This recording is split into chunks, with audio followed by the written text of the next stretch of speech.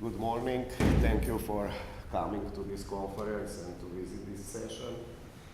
This and next session, I'm going to introduce data mining algorithms. So there are many algorithms. I will introduce the most popular ones. And of course, even for the most popular ones, I need 2 sessions. My name is Dejan Sarka. I am in the field for nearly 30 years. And actually, my career started with working in university for statistics. I did a lot of statistics and early data mining in 80s. And then I switched more to Microsoft and SQL Server side. And of course, there is strong support for data mining in analysis services, in Excel, and now even in Azure machine learning. So, if you have any question, even after the conference, these are my contacts, email, Twitter handle, so please do not hesitate to contact me. Maybe I will need some time to answer, but I will try to answer all of the questions. So what I'm going to talk about, this first part, I will introduce data mining first, so you get the idea what exactly this is. And then I'm going to talk about predictive algorithms, predictive or also classification algorithms, how they work. Naïve Bayes, decision trees, neural networks, and logistic regression, and also describe how we can evaluate the efficiency of these models, so we can decide which one to deploy in production. Let me just jump here. This is for the second part, so there will be no introduction to data mining, but I will talk about linear regression, regression trees, support vector machines, forecasting with time series, clustering, association rules, and sequence clustering. So even more algorithms in the second part. Apparently somebody forgot this, thank you. It's not mine. Nice device. It doesn't look too smart. Okay. So, what is data mining? Let's start. So you know that this is maybe the most advanced data analysis technique we got, the most advanced part of business intelligence. And with these products we got, and packages, especially with Microsoft Suite, less with R, which is more like programming language, but especially with Microsoft Suite, you use data mining like it was a black box. So you feed it with data and you get some results. Well, the problem is, you know, if you give an ape computer, this ape will not become a mathematician. It will be just an ape with a computer. That's it. So with a calculator. So you need to know a bit more how these things work. And I'll try to unveil this black box. And once you have this knowledge, then you can realize and understand when to use which algorithm, why some algorithm gives you better results than another. Also maybe to realize what are the dangerous points. So not all algorithms are useful for all kinds of data, and because it is kind of black box like analysis services or Azure ML, you will simply get some results. Although it would be better to use your experience, evaluations over the thumb, predictions over the thumb, and not use data mining at all for a specific task, because some algorithms are very prone to give you weird results with some specific kinds of data. Okay. Also, sometimes it's even a problem how to interpret the results. You know, data mining is business oriented, so after you did all of the modeling and trained the models, you want to use these models to improve your business, whatever, improve your return on investment. And if you don't understand properly the results, of course, it is hard to use this in production. So this is what we are going to talk about, and also show how these algorithms work in analysis services in a simplified way in Excel, and in a more complex way in R. And since R is also supported in Azure ML, this means that also this knowledge is applicable to Azure ML as well. And of course, I need to say also that all of these data mining algorithms are public domain. So this is kind of habit in data mining field. So it started to develop in 50s with statistics and then went to data mining in academic world. So it was always like this. All of the algorithms were public domain. So the difference is how these algorithms are implemented. So what I'm trying to say that what you will learn today is also applicable on other data mining products like SPSS, SAS. They use the same algorithms. And also, for example, we'll talk about sequence clustering, which is an algorithm developed by Microsoft. And Microsoft respects these rules or this conduct of behavior in data mining area. So also sequence clustering algorithm is published completely in Microsoft research sites, so competitors can use this information and build their own solutions. Now a little bit of my assumptions. So this is not introduction to SQL Server analysis services, Excel or R. I do expect that you know at least one of these tools. Do not need to know all of them. And also I will use Visual Studio, SQL Server Management Studio, Excel, R Studio. Nothing specific there. I will not spend a lot of time on the tools. So I expect that you know at least one of them. And I will show examples in multiple tools. So even if you don't know all of the tools, it doesn't matter. You will get enough information. But the focus is on the algorithms, how the algorithms work, how they get their results. First, a little bit of definition of data mining. Might be especially interesting to try to separate it from statistics and from machine learning. More or less, many times we use these terms even as synonyms. So let me start with the first, little bit more formal definition. The process of exploration and analysis by automatic or semi-automatic means of large quantities of data in order to discover patterns and rules. First, I would like to comment these large quantities of data. You see, data mining started to develop from statistics. And in statistics, we are working on samples. And we have two different branches of statistics, one that works on small samples and one that works on large samples. And small samples means 30 cases or less. That's small. Large means 200 rows or 200 cases or more. So this is large for data mining. It doesn't mean millions or billions of cases, 200 and more. And from statistical sampling, you can learn that like 20,000 cases is more than enough to learn good patterns. And you never need more than 100,000 cases for data mining algorithms. So if we talk about the amount of data you are analyzing, data mining is not dealing with small samples. This is different from statistics. Now this big is compared to statistics. What about machine learning? Machine learning is definitely using all of data mining algorithms. So whenever in Azure ML you are using one of these algorithms, you deal with the same samples. These are complex algorithms which scan data maybe 1,000 times in 1,000 iterations before they get the result. So if you fit these algorithms with millions and millions of rows, you will wait for days or even weeks before you get the result. And also the results will not be better because these algorithms come from statistics and they are tailored to work on samples. That's it. So feeding them with more data doesn't give you better results. Yet there is a part of machine learning that is really focused on machines only.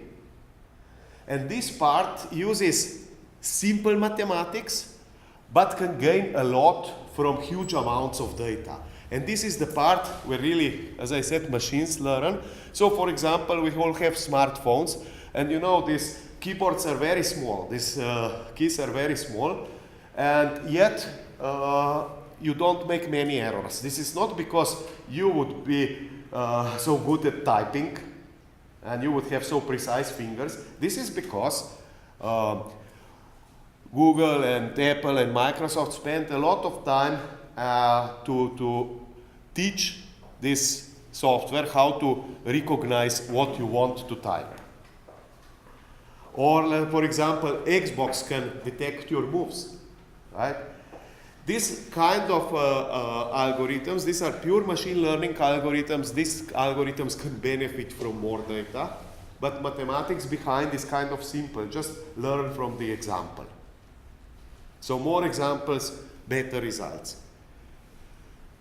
The other part, and what you see nowadays, if you go to Azure ML, you will see mostly or only data mining algorithms. These are currently available, only data mining. So in this part, machine learning and data mining are synonyms.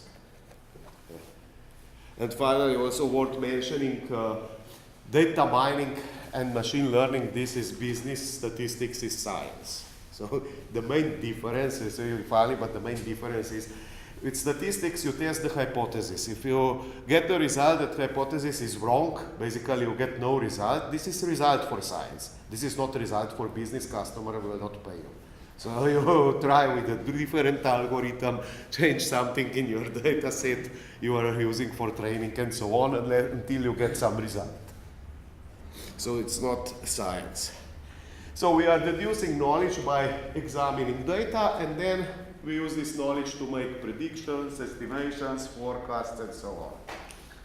Now, also worth mentioning, if we compare this to online analytical processing, this is still model-based. We create all-up cubes in advance, we define dimensions, attributes, hierarchies in advance, and then we are limiting there. And we try to find patterns by visually analyzing this data. Data mining starts from the other direction. We just include all possible attributes we got, and then it's mathematics behind that tries to find these patterns that should be useful for us. There are two main types of data mining, so-called directed or supervised data mining. Here is where we have a target variable. By the way, in data mining terminology, we are analyzing cases using their variables, and this is terminology that comes from statistics. Basically, what you are analyzing is a table, and cases are rows and variables are columns. So here we have a target variable that supervises the training of the model. So this is what we are going to talk about in this first module. For example, decision trees. Target variable denotes some kind of decision, true, false, or even more classes, but it's discrete. And then you use input variables to try to explain how did we come to this decision. And once you got the knowledge, you save this knowledge in a trained model, and then you use this knowledge for predictions of the target variable on new data. So you get some new examples with known input variables, so you try to get the value of the target variable to predict it. Now, estimation is very similar thing, just that the target variable is a continuous one, like income or age or something like this, a continuous variable. And you use one or more continuous variables as inputs, but also you can use discrete variables as inputs, and then you try to estimate the value of the target variable. So for example, if you are in a bank and you have a new customer asking for loan, you can try to estimate the family income based on the demographic data you got from the customer. And forecasting is again something similar. Similar to estimating, you try to forecast some target continuous variable like sales amount in next year, so you can make better plan, better budgeting. The main difference is that prediction and estimation, you can check these estimates and predictions immediately. You know, like you have this customer asking for loan, you estimate the income, and then you can ask. For forecasting, you can check the quality only after time You don't know the number for the next year yet. But after this time comes, you see how forecast were good or bad. Undirected or unsupervised data mining, you don't have a target variable, you just try to find some patterns from the combinations of the values of the input variables. And what are these patterns? Well, for example, we are searching for combinations of products that are sold in a single transaction, market basket analysis. And we are searching for groups or clusters of our customers. So we see if there is any specific grouping inside my customers, employees, whatever. So classical clustering. Even some visualizations can help you here, although I would not count these descriptive statistics and visualizations exactly into data mining. It's probably more like preliminary part of data mining. So what are typical business questions? As we mentioned, what is the credit risk of a customer? Are there any specific groups? What products do customers tend to buy together? So what will be my sales amount in next time period? Potential number of customers in a specific store. And how is my website used? Can I improve something here? And of course, these are just very well-known questions. Of course, it's only up to your imagination. You can use data mining for whatever you wish, whatever needs to be improved by better predictions. But there is a time and place for everything. I will tell you my experience with word in wrong time and wrong place. So a couple of years ago, I broke my knee, so I had a couple of surgery operations. And of course, I was there and one operation and waited for 2 weeks and I was bored. Then once I said to one of the doctors that I could help them lowering the mortality rate in this hospital, and all I get was extra dose of sedatives. So, word out of place and time. So, okay, but basically it's up to you to get the ideas how to use data mining. I was prepared to do it for free, just to but why not? I mean, I'm still sure I could help them lower the mortality rate. I'm still sure, but okay. I'm not trying to do it anymore. Of course, even advanced spam filters are already using some data mining algorithms. Namely, Naïve Bayes is used for searching for spam emails. And of course, usage, cross-selling, this affinity to grouping or association rules. This is first thing you need if you want to have some web sales. Without this kind of analysis, you are doomed to not to be successful, because this is something that all of the major vendors already implemented. So this is not even something that would give you any advantage. It's something you simply must have if you want to have any serious web sales. Fraud detection, classical for credit card issuers, online banking, classical data mining task. And also a very tough one. And I will come back to this case where, in a slide or two, where I will define continuous cycle of data mining. Churn detection, this is for all kinds of services, especially services where the market is saturated, like mobile phone providers. So the market is saturated, so you can't get new customers from anywhere, right? But you can get customers from your competition. Okay, but you don't know these customers. What you can do, you know your customers, so you can prevent your customers to leave you. So this is what you are searching, which customers are about to leave you and what do they expect, so they will stay with you. Okay, to customer relationship management applications should always use some business intelligence. This is about knowing your customer. And you should learn with all kinds of BI tools. So CRM is not about spamming your customers with hundreds of mails, it's about learning about your customer. You know, your local butcher knows exactly all of the customers.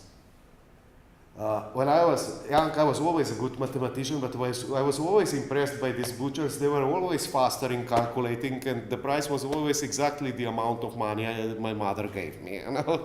So I was always impressed. So this is kind of natural data mining they are doing all of the times.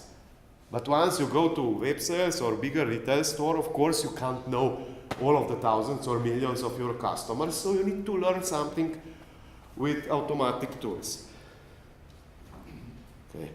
And of course, forecasting is always welcome for better budgeting, better planning, and so on. So virtuous cycle. You see, in many cases, or in most of the cases when you go to production, this is a never-ending story. Of course, you do most of the work in the beginning, but you should be prepared to improve all of the time. Now, to go back to fraud detection, why? Well, fraudsters learn. So patterns you learn today will be obsolete in a year or even earlier. You know. So you need to be prepared to implement data mining in a continuous virtuous cycle. You must identify the problem, either a new problem or identify that there is a problem with your existing deployment. And then you transform this problem to patterns and rules. So this is the part where you do this actual data mining. And then you evaluate your models and act, which means deploy in production. It could be just an overview, so you get the understanding of your customers, or you can use predictions online in your transactional applications to immediately get a warning, this is a potentially risky customer, and so on. And then, how do you know that your models are obsolete? Well, you need to measure the efficiency, and you need to measure the efficiency over time. So when the efficiency drops, then you know that it's time to react. For example, for predictive models, you see, I will just give you an example on fraud detection, how you can measure this over time. First, it fits very well in other BI parts. So where you measure things over time, this is in data warehouses and dollop cubes. So data mining model is a perfect candidate for a new dimension in a data warehouse. And then for measures, you have predicted values. And of course, in data warehouse, over time, you get the actual values. So you can always compare how good the predictions were. But it's even possible for tasks like fraud detection to have one step in between the predicted and the actual value to react even earlier. So you see, how do you predict these values? Well, you learn from existing frauds with some supervised algorithm like decision trees. And because you have target variable, the predictions should be quite good. But then you also learn the same thing through unsupervised algorithm like clustering. And try to predict frauds with clustering. Results should be better than randomly taking transactions and try to randomly define this is fraud, this is not fraud, but worse than decision trees. Because you don't use any previous knowledge. You are just searching for transactions that do not fit into any groups. You see, this is the same thing as just one step more from customer segmentation. We are segmenting transactions, and then we find transactions that do not fit well in any of the segments, so they are weird. So we inspect those. So, of course, with supervised algorithm, you should get much better result. But when the gap is starting to close, it means that without previous knowledge, you can get better predictions that with previous knowledge, so the model with previous knowledge is definitely obsolete. So you can react even before your predictions fall to some rate that is not acceptable by the business. So you get, again, more or less random selection of transactions which you define as fraudulent. And of course, once you measure that there is something problematic in your model, you identified a new problem, so you start a new cycle. And this transform part, this is the actual part when you do the data mining. And business data understanding, data preparation, this is the part where you typically spend 70–80% of time. This is how it goes. And then you do multiple models, and then you evaluate those models, and then you decide which one will be deployed. Okay? So business understanding is connection to identify part, and deployment is connection to the act part. And you have internal cycles here. You might go back, prepare more data. Now, also worth mentioning, how much time should you spend for this? And how do you know when it's enough?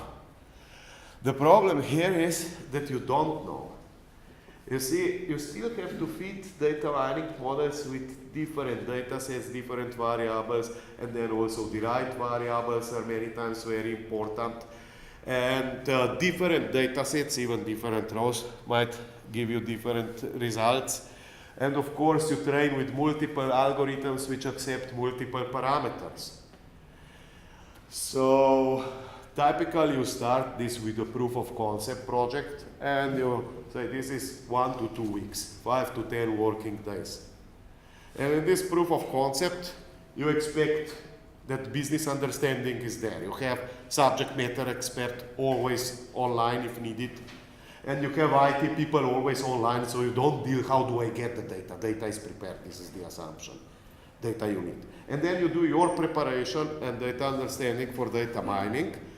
And let's say that you signed up for 10 days proof of concept. So you simply prepare multiple ways of the same data set in multiple ways, and you do this for 7 days. And then for 2 days, you do this modeling, multiple algorithms, and then half a day evaluation, and half a day present the results. Is this enough? I have no clue. Maybe if you would spend 5 more minutes, right, you would get a better algorithm.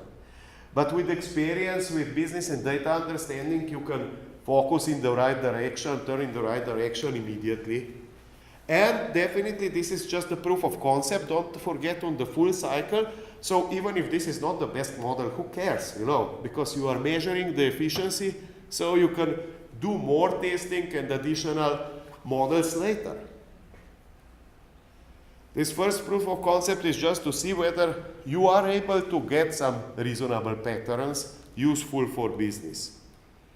And also data flow, you start with historical data sets from relational source, cube, or even big data, do some ETL, prepare, and then you train the models. Once they are trained, deployment is just model browsing. Especially graphical viewers are useful. You can deploy them in reports, or you can use them in a new data set with a new data set to make predictions.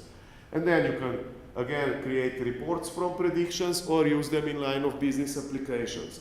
And of course, don't forget about measuring over time. So you deploy, very nice measuring over time is deploying data mining model as a dimension of an OLAP cube. So, to finish this part, so we have reporting as part of BI, which is the simplest thing, right? You have very limited interactivity. You can enable some drill down, some filtering, maybe interactive sorting, but this is more or less it. You cannot even, I don't know, pivot a table interactively from a report. With online analytical processing, you have predefined grouping buckets, you have levels of hierarchy, and inside this, structure, you can change your reports online. So you have report structure dynamic, but still mostly you are limited with overall structure. If there is no hierarchy defined, it is kind of hard to work with such cubes. And of course, mathematics in OLAP is very simple. Typically only 4 basic operations. You are comparing sales in this year with sales from last year. With data mining, you still define the attributes you are using, so there is some kind of structure, but that's all. And then data mining algorithms try to find the structure inside this data. So with SQL Server we have analysis services which must be installed in multi-dimensional and data mining mode. Analysis services tabular doesn't have data mining engine. We have two components for text mining, term extraction and term lookup in integration services, and also full text search and semantic search can be used for additional, let's say, text mining. But basically the analysis services is the engine. In Excel we get data mining to Excel with Microsoft Office data mining add-ins, which are freely downloadable add-ins. And this is the part that still works in Excel 2007, 10, and 13 only. It doesn't work in Office 365 yet. So this might be also a reason why not to switch to the cloud version. Because this is in Excel only. Okay, templates for Visio.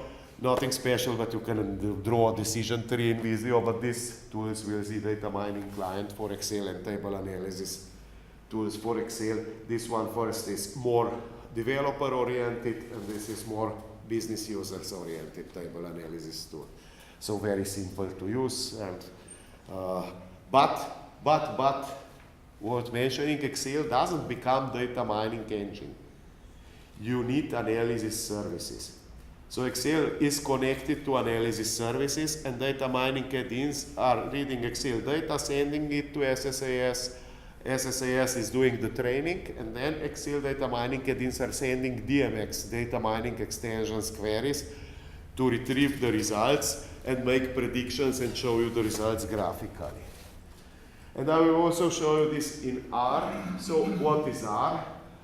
R is a free programming language and data mining engine for statistical computing graphics. And you have multiple versions for various operating systems. And it is developed in academic world. So it's completely free for use. It brings also a command line interface, but also there is another group of users that created R Studio, which is a very nice integrated development environment for R. R looks perfectly when you start to deal with it, but please note that having things completely for free is not always an advantage. So there is big issue with consistency of commands, consistency of ways how you can achieve the results in R. Also, you will see from the examples, you have core R, and then you install additional packages, and you install them on the fly in your session. So there is a single command, install package, that produces the results. So R engine goes to some specific website, downloads compressed file, uncompresses it, and installs it. And now try to do it in some bank.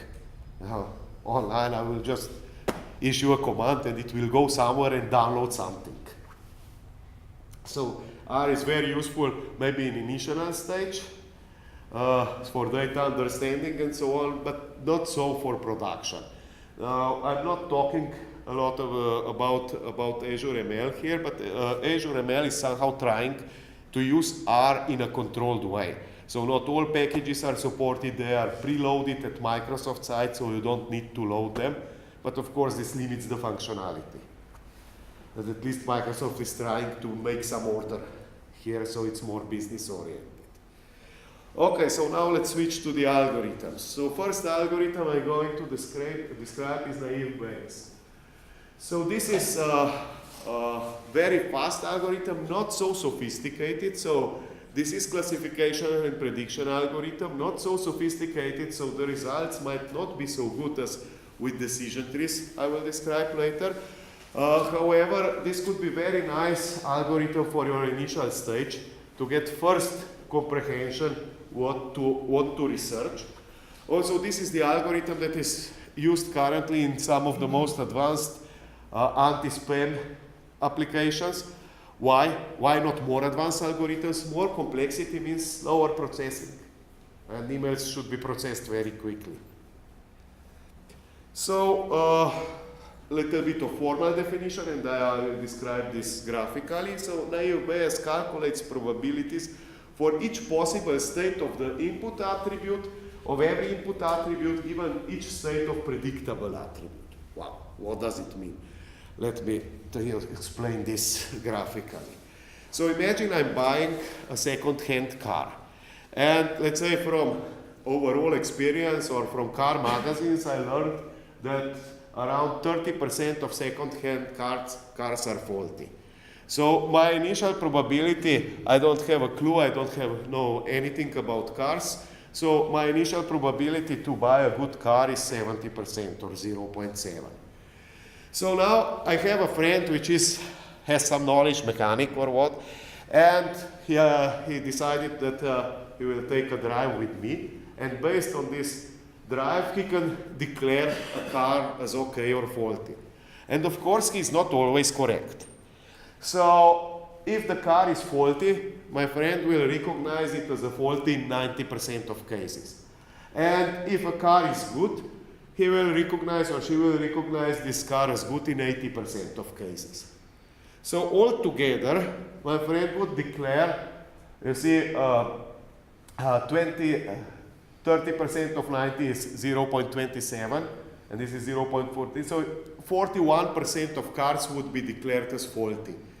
And 59% of cars would be declared as good. Now we can reverse this. Now we can reverse this reverse the 3, so I have 59% of cars declared as good and 41 as bad.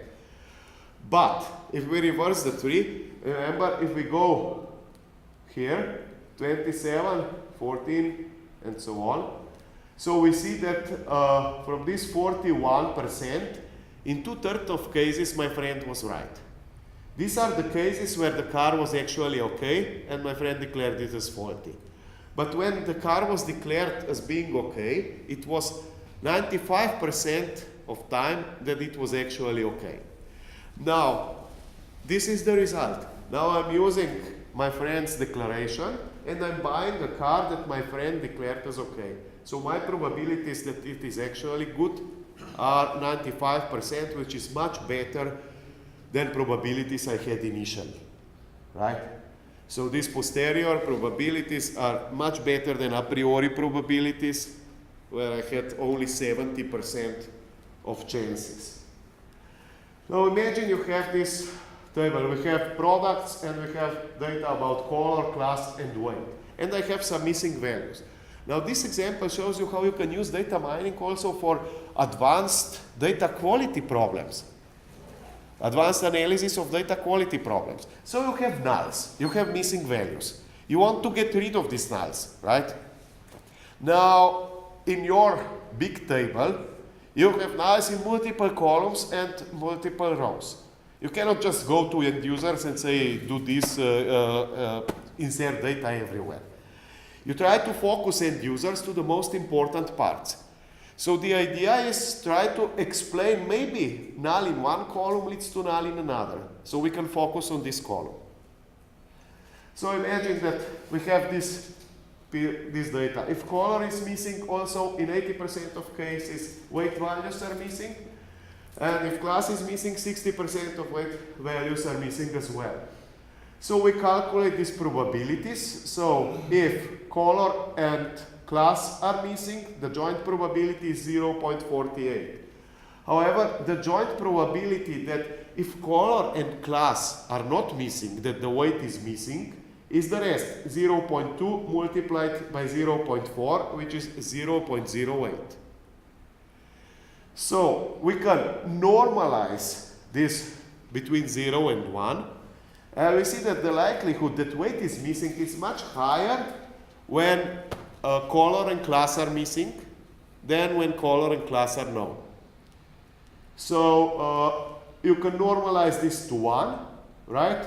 And you get that if color and class are missing, you got more than 85% of, nearly 86% of probability that your weight is missing, and only 0.14, only 14% of probability that is not missing. So what does it mean? Does it mean something for reality? I don't know, but you got the idea. First focus on color and class, and then you hope that weight will suddenly not be missing. But you got the idea where to focus, where to start solving the problems. So, usage, classification, assign new cases then with predictions to predefined classes.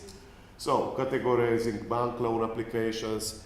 If you have segments predefined, use them for predictions. With clustering, you don't have predefined segments. And get a basic comprehension of data. So let me show you some examples. So I will just add a new, starting with analysis services project. Analysis services, multidimensional and data mining project, definitely. And here, this is not the one I need, okay, this is the one I need. I will define data sources. So first, my data source for these predictive algorithms will be the vTarget mail view from the AdventureWorks DW database. And I will use this for decision trees, Naïve Bayes, and other predictive algorithms. So this view joins demographic data from customers with a flag at the end telling whether this customer purchased a bike or not. Now, my target here is to get understanding what leads to value 1 in this column, to purchasing a bike. Imagine I'm doing a new marketing campaign. I have a list of potential customers, so I want to see which one are more probable and which one less, so I can focus first on the most probable ones. Okay, so this will be my source. So let me go here. Maybe I can even simply copy the query. For data source views, data source is just a connection string. So connection string to my local AdventureWorks DW 2014 database. And I'm using these options inherit. What does it mean? It means how analysis services will introduce itself to SQL Server. So inherit means for processing, training the data mining, it will use its own account. For predictions, I will do the predictions, it will use my account, it will impersonate my account. Okay. Now I will create a data source view from this data. Data source view is actually metadata from SQL Server transferred to analysis services database. So it's used by analysis services to pull the data to create prediction queries and processing queries. And of course gives me the definition of data mining models. Please note that I created an empty data source view. I don't want to transfer the complete table. I will just add a new named query here because I have, let's say, target mail. I have query prepared with only the data I need. Okay. That's it, and I will also set logical primary key, and I'm prepared. So now I will go to this folder, mining structures, and create a new mining structure. So what is a mining structure? Mining structure just gives all possible columns for multiple mining models. It's just a way how you can faster create mining models in analysis services. But it's really not important for training or for predicting. It's just for development. And if you have mining models that share the same structure, you can compare, evaluate them in a very simple way in analysis services. So I will use the same structure for multiple predictive models. However, this is not even a namespace or a schema for this mining model. So mining model names must be unique inside the database. Even if they are in different structures, the names must still be unique. So it's just like development time and testing time object. It's not a real object, just virtual object, the structure. And of course, you can also compare models that do not share the same structure, but you have to query them manually with DMX queries. So that's so I'm using data from existing relational database, and I will use Naïve Bayes. From this data source view, target mail is my case table. And you see, I need to define for Naïve Bayes at least one predictable column. This is what it says, because it's supervised algorithm. So my predictable column is bike buyer, and of course, key was already selected. I need at least one input column as well. Key, predictable, and input. So all others will be input. Commute distance, education, gender, house owner, flag, marital status. That's it. All of this will be input. Check the content type. All of them are either discrete or discretized. Okay, and they are not discretized. They are just discrete. If they are discretized, they will ask you. It will ask you also what kind of discretization do you want to use.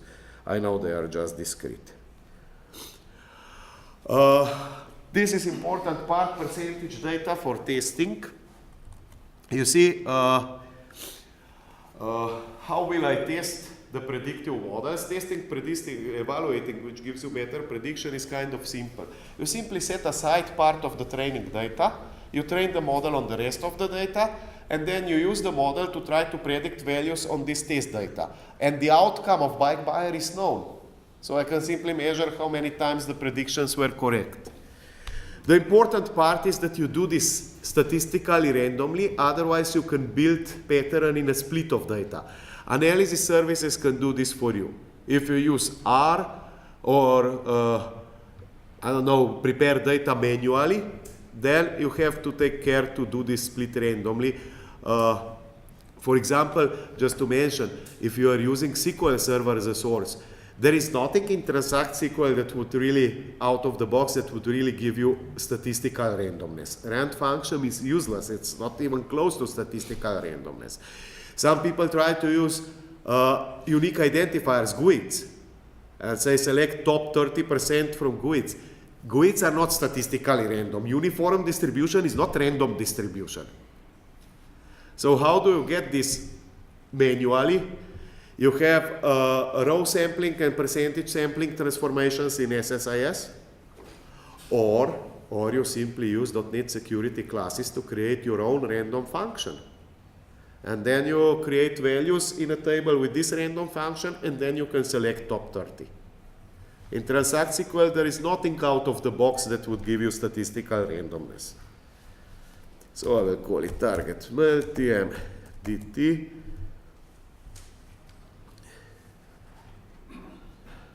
Okay, and I'm done. So this is my first Naïve Bayes. I could set up some algorithm parameters. Naïve Bayes is simple. Maybe worth mentioning, it works on discrete columns only, discrete values. You cannot feed it with continuous variables.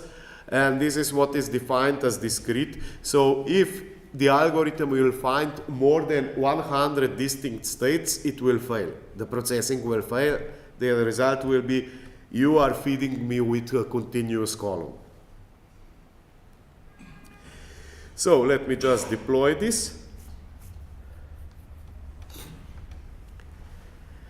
And processing is this part. This is where the training of the model happens. And if you have a complex algorithm like neural networks or clustering or decision trees and you feed it with millions of rows, it can take weeks. Now I'm done. Now I can start using this mining model.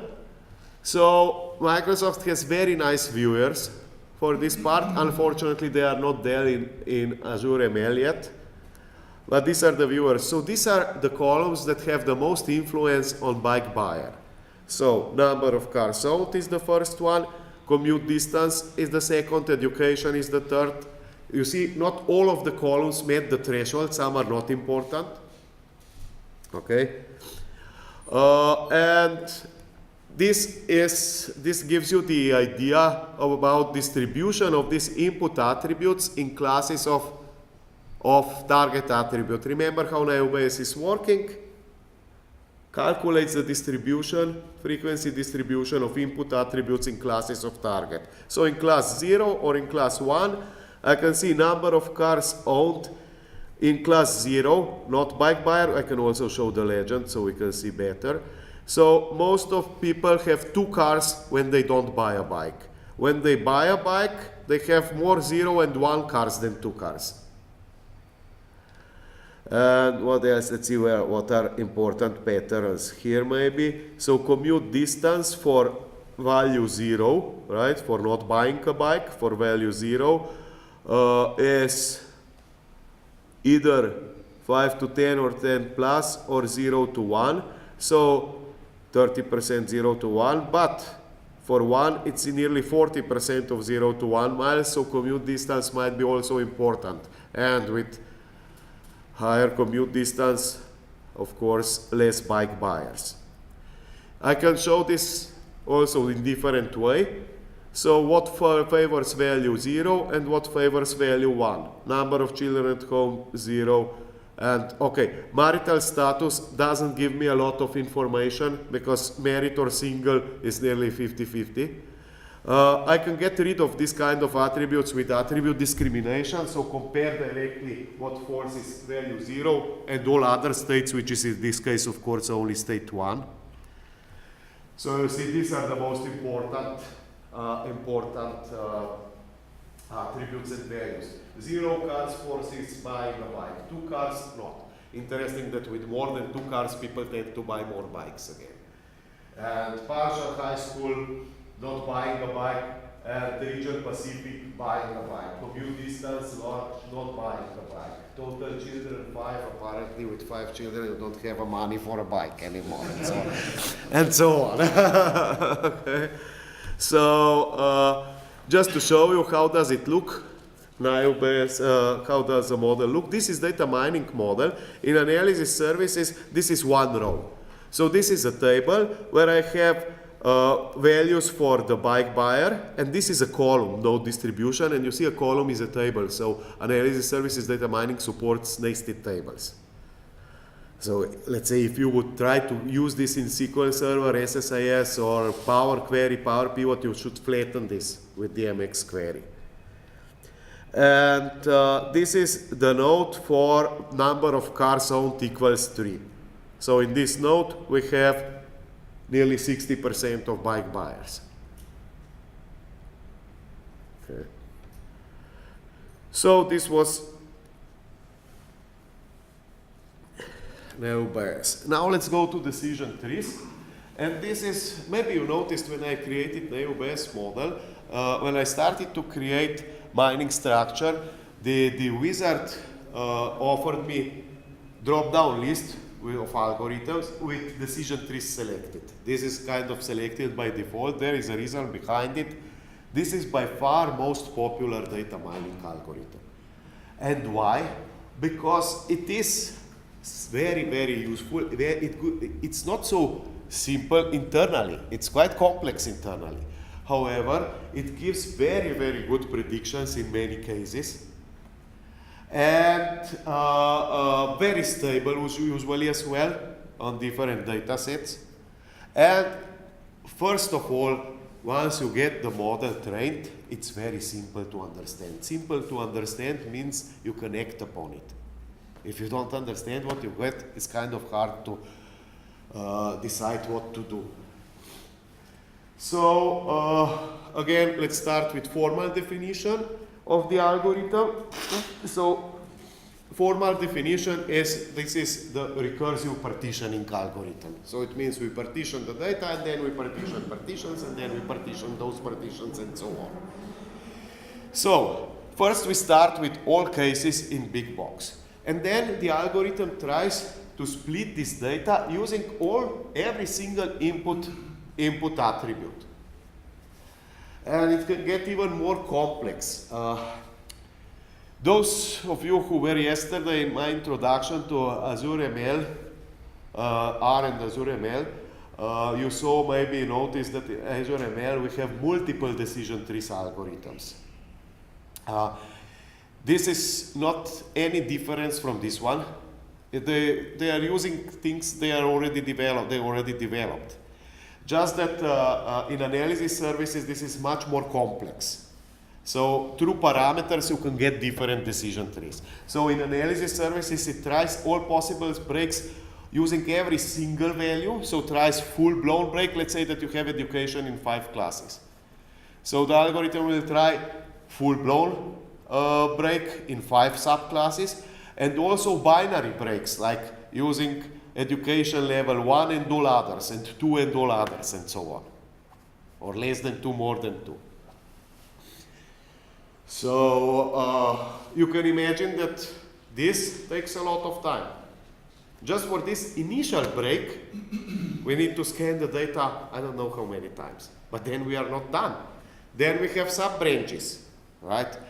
Now, first, before we go to the second level of partitioning, we have to decide which division we are taking with us. So we are taking this break, that break that gives us the purest results in terms of the target or supervising variable. So imagine I have bike buyer, yes, no. With 2 values only, just frequency distribution can be a very nice measure. So frequency distribution in all possible subnodes. So with this break, let's say binary break of over the, I don't know, marital status, I got 2 subnodes. Initially I have 50-50, 50% buyers, 50 non-buyers. Now in these 2 subnodes, in one subnode I got 30% non-buyers, 70% buyers, and in the other 70-30. If I break over gender, I get 60-40, 40-60. So probably break over marital status is better. Gives me purer classes. With more states of target variable, this can become more complex. We have different measures of purity. And I will not go into all of details, but more complex like entropy, Bayesian scoring, what does it mean? Just to get the impression how complex the algorithm is. So to check the purity of the splits, it uses in every single node the Naïve Bayes algorithm. Imagine this. Now you can imagine why it takes so long to train the model if you feed it with too much data. Just to decide which split to take. But then we go to the second level.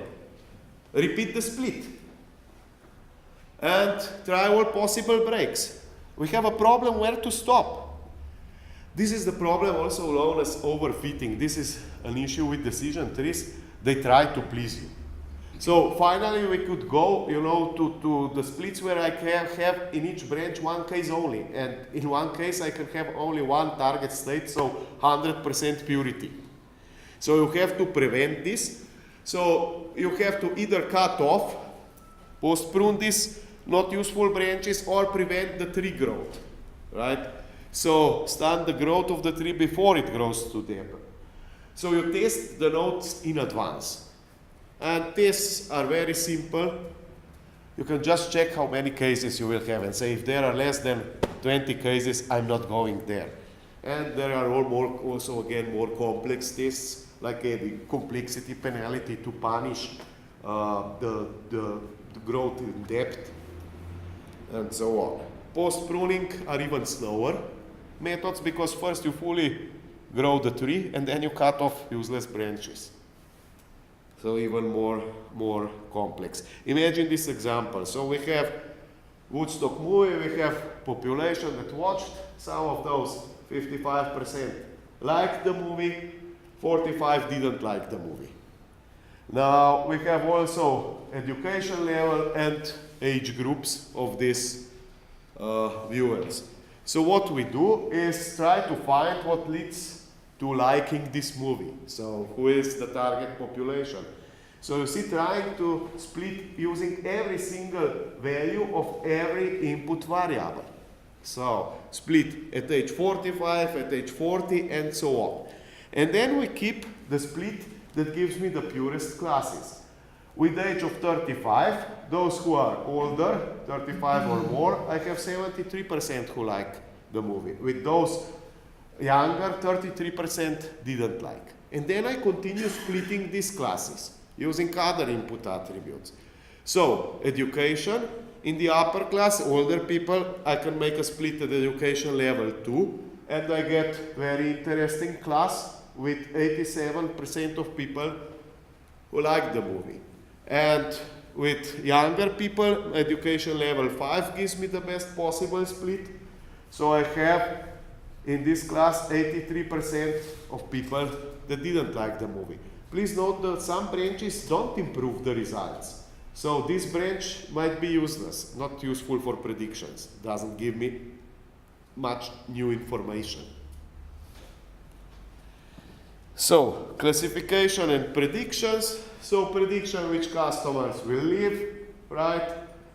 Which transaction is a fraudulent.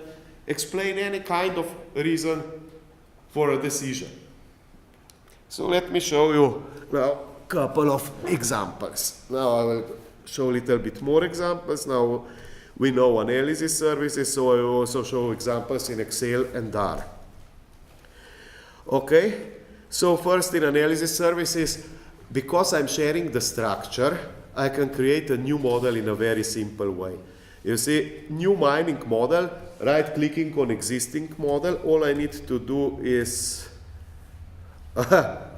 great. So I called the previous model TMDT like decision trees. Okay, so I will call this one TM Naïve Bayes, although I'm using the decision trees. Now I noticed, okay, let's exchange the names.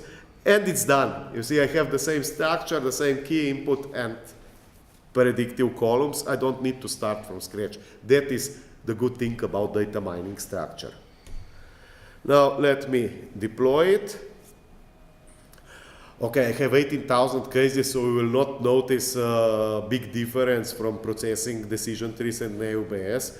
However, with more cases, you know, understand that it's a big deal, big issue with feeding decision trees with a lot of cases. Now let's go to mining model viewer and let's check the NB model, which is the decision trees model.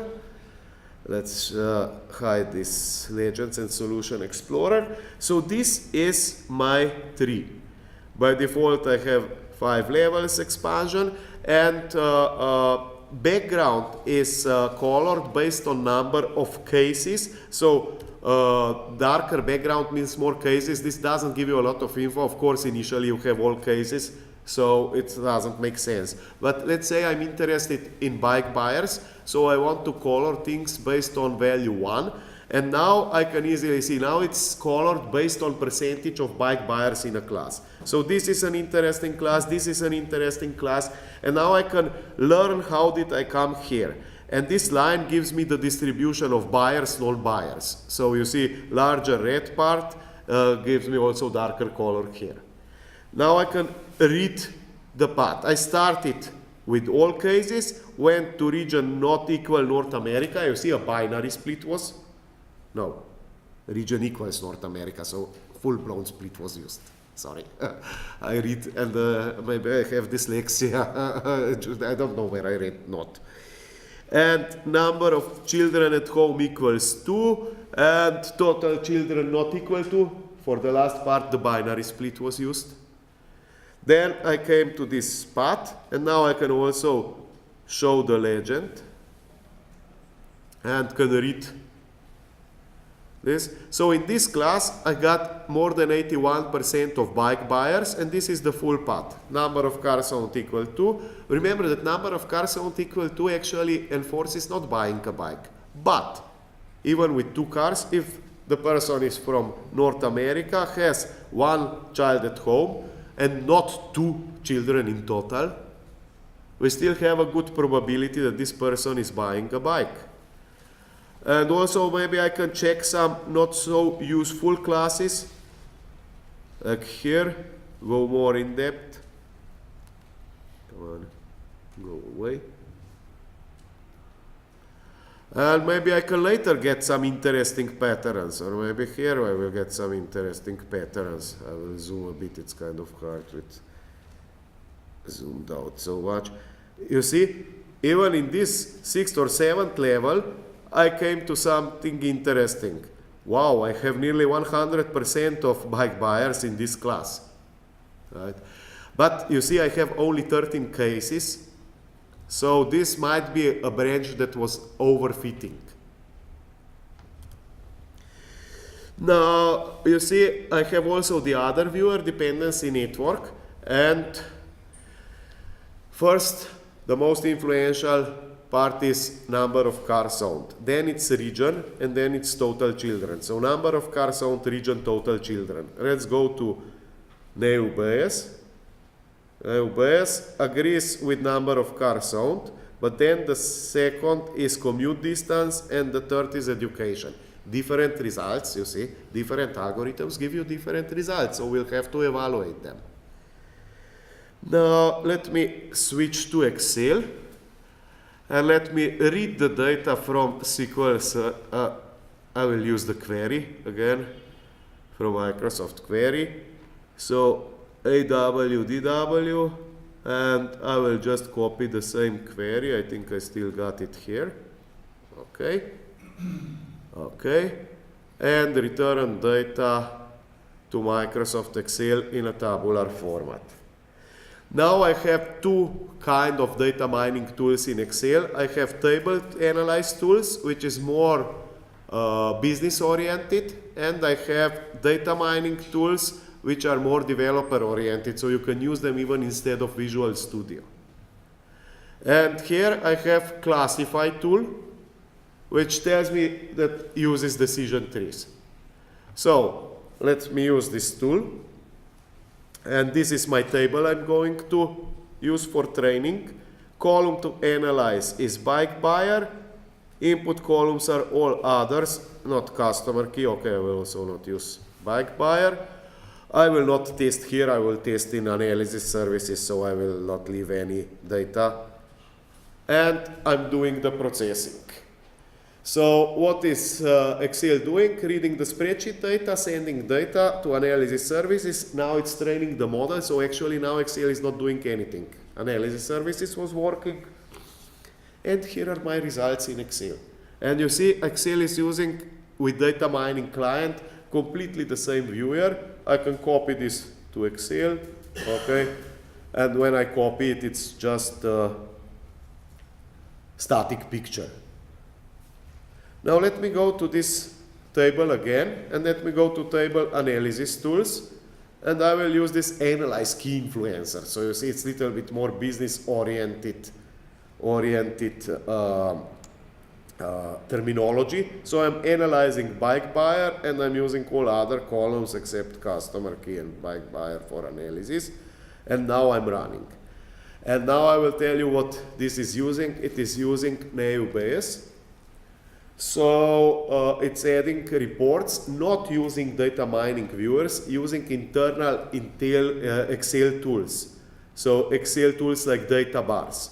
So here is this discriminant analysis, what favors 0, what favors 1. Similar like we had with data mining viewer for Naïve Bayes in analysis services. However, this time with Excel tools. And the relative impact, same data bars shown in a different graph.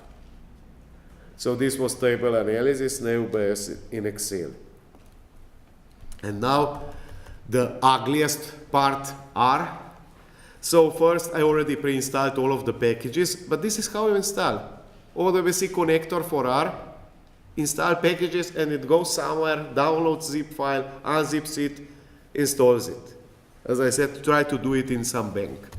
Now I'm loading this in memory, and I'm connecting to analysis services using the latest security science for the passwords. So read the data.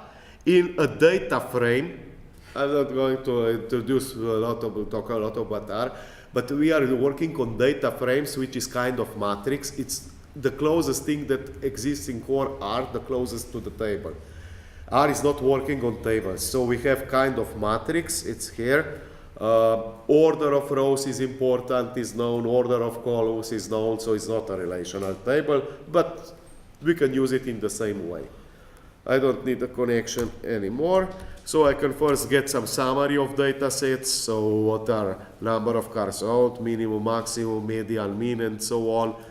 Calculate some other statistics for number of cars owned, aggregate statistics in groups of gender and education, and so on. And even plot this again by installing additional package, which is already installed. And now I can get comprehension of my data. So for example, I'm analyzing education in different regions. Okay. Now time to go to real analysis. So again, I have another package for Naïve Bayes. This is really a big confusion. You have many packages that overlap for the same thing. So I'm building the model using R syntax. This means using this matrix data frame. First rows, no filter, means all rows, and then columns 2 to 11, because first column is customer key. I'm skipping customer key. And last column, 12th column, is bike buyer. This is the target. So you see, it's position aware. And because it's position aware, the syntax is ugly. SQL syntax is clear. So I can check a priori probabilities. So this is a priori. I have nearly 50% of buyers, 45% of buyers. Okay. So let's try predictions. And this is now Naïve Bayes was trained. This is doing the predictions. Of course, this is just textual result, doesn't help me much. For this case, this is prediction for, I think, value 0 and probability for value 1. It's somewhere up. I can make this nicer. I can create a data frame with these predictions.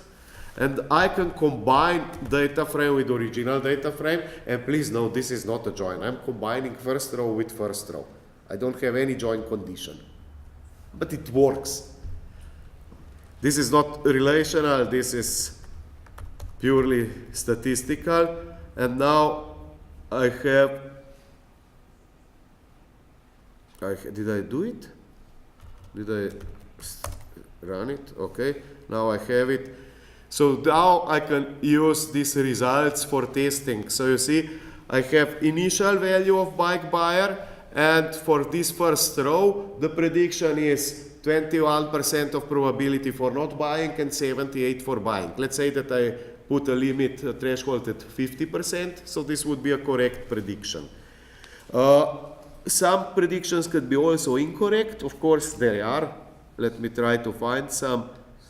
Yeah. Here you can see, for example, this one is actually a bike buyer. This person is a bike buyer here. Let me focus here. I cannot. Yeah, this. So this one is bike buyer, and the prediction is 88% of not buying. So apparently this is the wrong prediction. Similarly, I can create decision trees using another library. I have shown this library yesterday. I love this library. You see, this is academic world, so people are doing this for free. I'm developing my own decision tree, so I don't care what you think about it. It's my naming convention. So library is called party, and then it's including depending packages, which are called zoo and sandwich. So this is one of the problems, with R. Without help, you are lost. How would you know that you need library sandwich for decision trees? Some decided, some developer decided, or statistician, that these are nice names. And such libraries are basically forbidden in Azure ML. Microsoft tries to select those who make sense. So you see, I got a decision tree, and not so good viewer, but viewer. And then there is also a library that is built in, so I have another way of building decision trees. So in R, everything can be done in multiple ways. So let me plot the decision tree. different viewer, different plot, but again, similar results. Oh, this one tree didn't grow fully because I used only 2 input variables to make this faster, okay? But basically, it's a similar algorithm. Neural network. This initially started to develop in 80s with artificial intelligence and initially promised a lot. It's still used in artificial intelligence a lot, also in data mining, but mostly for controlling decision trees. It's more complex algorithm, and because it's more complex, it's harder to understand the results. And basically, usually doesn't give better predictions than decision trees, especially when we are talking about real decisions about people. So how does neural network work? We define every input variable as an input unit. And then we combine them in units in a hidden layer. Hidden layer means you don't see it. It's hidden, it's inside the algorithm, inside the processing. You see inputs and you see outputs, right? You can have 0 or more hidden layers. And then you combine data from units into single output, and then you declare this output as my prediction. Now, what do you do in these units? How do you combine data? You combine data with weighted sum, and then you get a single number. And then, before passing this data to the next layer, you do some non-linear transformation, non-linear function. And these non-linear functions are either hyperbolic tangent in hidden layers, or in the last output layer is also a so-called sigmoid function. I will introduce both functions in a minute. Now, this is the first pass.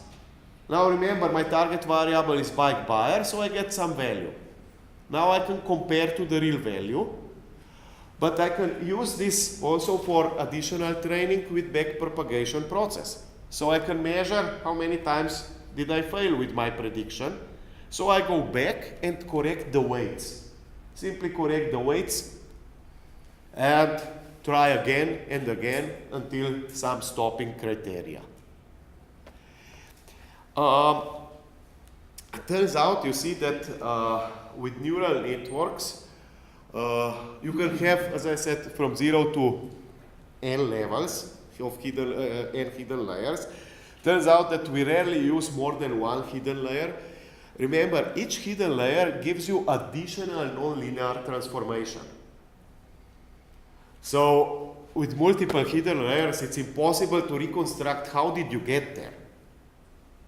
Either you use neural network completely as a black box, or don't use, if you want to get a more understanding how did you get there, don't use more than one hidden layer. Actually, in analysis services, this is hard-coded limitation, one hidden layer. In R, you can define everything. You have multiple implementations, so you have also implementations where you can define this different hidden number of hidden layers. Now, remember that nonlinear transformation in the output layer is called sigmoid function, which has another name. It's also called logistic function. So basically, if I get rid of this hidden layer, I got only the sigmoid function. So what is a logistic regression? Logistic regression is a very simple neural network without a hidden layer. That's it. So you see, very simple algorithm. And let me introduce this tangent hyperbolicus and sigmoid function. So this is the shape. Shapes are quite similar. Both also limit the possible range of values of the output. So hyperbolic tangent gives you values between -1 and +1, while sigmoid between 0 and 1. And then depends on the values of the input or target variable. You split this in classes and say this is prediction for class 1, for class 2, and so on. So these are these functions. So, like decision trees, you use neural network and logistic regression for classification and prediction. The problem is that interpretation can be a bit complex. So let me quickly create, maybe only in Visual Studio, it will be the quickest, go to mining models and add a neural network model.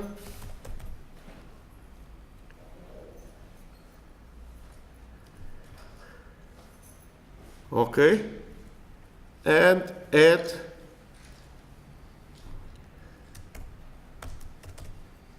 logistic regression model. And I'm prepared. Let me deploy it.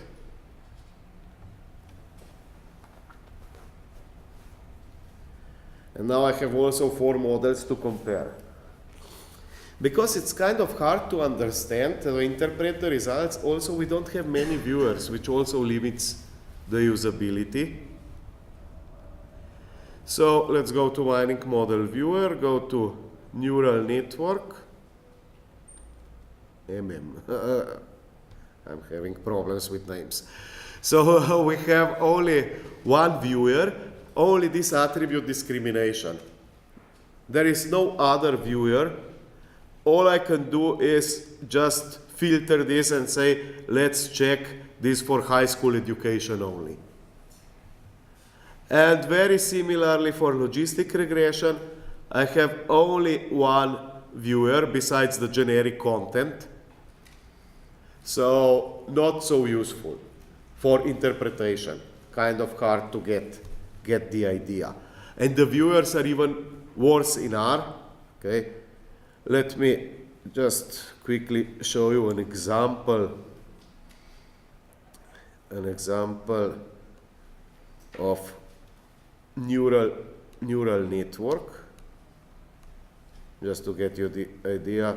Again, another package for neural net, at least this one has logical name. Limit the dataset so it will be faster, limit the inputs, and limit to one hidden layer. And let me plot the neural network. So,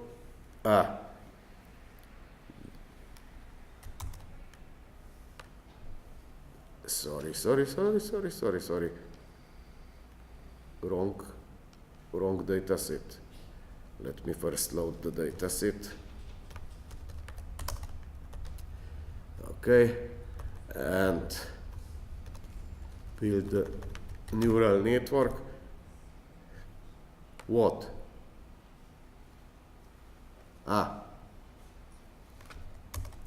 Didn't redefine this subset again. Okay, now let me show you the plot of this very basic one, just the network, so not really useful for interpretation. But now we have 4 different models, so now we can evaluate them. Which one gives us the best results? Maybe I don't even care about the interpretation of neural network if it gives me good results. So first we have training and test set. So this is how you can evaluate predictive models. So we trained the models on 70% of data. Now we will use the test set. Analysis services set aside the test set. Remember, it's important to randomly split this. The most important tool for evaluating predictive models is lift chart. So I have different models and additional 2 lines, especially for target value. This is the real lift chart. I have ideal model line and the random guess model line. And you are measuring the lift from the random guess model, and the higher the lift, the better the model. So I will show this directly on an example. And explain the numbers. From lift chart, it's easy to create profit chart. Why would you create profit chart? Well, you see, you select, we have target mailing campaign. We want to pre-select the most probable buyers. So what is the percentage of all possible buyers I've got to select? What is the best percentage so I maximize my profit? So you can change lift chart to a profit chart if you define fixed costs, cost per case, and profit per case. And then you get the probability that this case is a bike buyer. So you can easily calculate where is the cutting point, maybe here. Classification matrix. This is useful only for binary classification, like bike buyer 0, 1. Then you can define what was predicted and what was actual, and what was true positive prediction, what was true negative prediction, false positive prediction, and false negative prediction. And then you can combine this in different calculations, like accuracy, true positive rate, false positive rate, and depends what is your goal. You see, you define which factor you use to evaluate models. So for example, let's say that cost per case is very high. So if you define somebody as a positive case, but it's actually negative, then this false positive rate might be the most important thing for you, because you don't want to pay this high cost. And all other combinations, true negative rate, false negative rate, and precision, proportion of positive cases that were correct. So this is just combinations of these numbers, and you combine them based on your business problem. And finally, and this is the test I will not do, I will do only lift chart, but just to mention, cross-validation, it takes a long time. So what is cross-validation? Cross-validation is retraining all of the models multiple times. It might be important to do it again. It's very important to work on samples. So you define so-called faults. So for example, you define 10 faults in your data. And then it means you are creating 10 times all of the models. So analysis services will use first fault as test and all the other 9 as training. And then second as test and all other 9 as training, and so on. And then it will calculate all of these true positive rates, false positive rates for every single model, and then it will calculate mean of this true positive. So like 80% of time is mean true positive, and standard deviation, which tells you how these predictions vary based on subset of data. So this is important to test robustness of model. Lift chart gives you efficiency, but this gives you robustness. So if standard deviation of these predictions is high, it means that with small changes in data, you can get a big difference in prediction. So maybe even if lift chart gives you very good results for a model, but the model is unstable for small changes of data, you maybe don't want to introduce this model in production. So let me create a lift chart, which is very simple in analysis services if you have the same structure like I've got. So I got to mining accuracy chart, and I'm interested in value 1. And I will use mining structure. Remember, these 30% cases I set aside for the whole structure, not just for a single model. So I'm using this testing for all of the models at the same time. And this is lift chart. So this is my lift chart. Now let me explain these lines. So this is random guess line. Apparently I have, remember, around 49% of bike buyers. So my potential buyers are in big box. If I select 80% of cases out of this big box randomly, I will get 80% of bike buyers. In ideal case, if I would know exactly who buys a bike, if I would use this knowledge, I would need to select only 49% of cases to get 100% of bike buyers. And of course, the models are somewhere in between. So the highest the line is for this violet, which is NB, which means decision trees in our case. Remember? Okay, so this is, so decision trees was the best here. Others were lower, logistic, Naïve Bayes.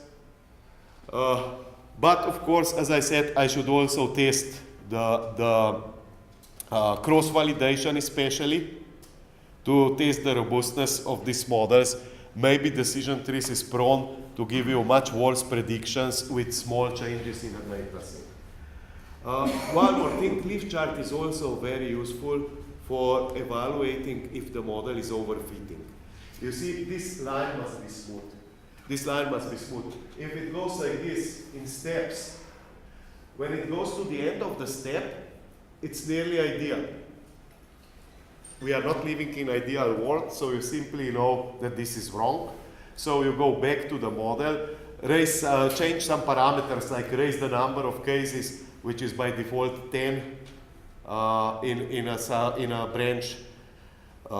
So raise this to 20 or something to prevent this overfitting. You don't want to have predictions that are very good for you, but not true. Okay, right in time. the Big Ben was there, so right in time. Any questions? Just one with using different libraries from R. So you say you can get multiple different libraries that will give you a Naïve Bayes implementation. Presumably if you fed the same data into those, would they all give you the same results? No. So these are different implementations. Sorry, no. Yeah. And this is the clumsiest part in R. I mean, it's impossible to test all of different implementations, and don't forget that also because just naming is inconsistent. You can't do it quickly. First, you Google to find which package has this algorithm. Then you install the package, and next thing is help to find what does sandwich mean. Would that mean that there could be one which would actually do a better job of classifying your data, but for someone else it might be different? Yes, exactly. And remember when I said how do you conduct a data mining project, you define the time frame, and then you finish at some point, but then you measure it over time, so even if you didn't get the best one, maybe you can test it later.